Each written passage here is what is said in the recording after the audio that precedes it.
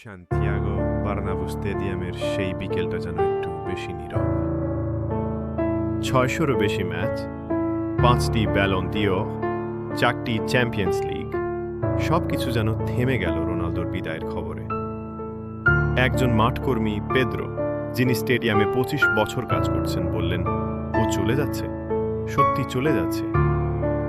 তার চোখে পানি, যেন নিজের ছেলে বাড়ি ছেড়ে চলে যাচ্ছে। রোনালদো বিদায়ের দিন সাদা জামা পরে বেরিয়ে আসেন। হাজারো দর্শক তাকে শেষবারের মতো দেখে। তার চোখেও এক ফোঁটা জল।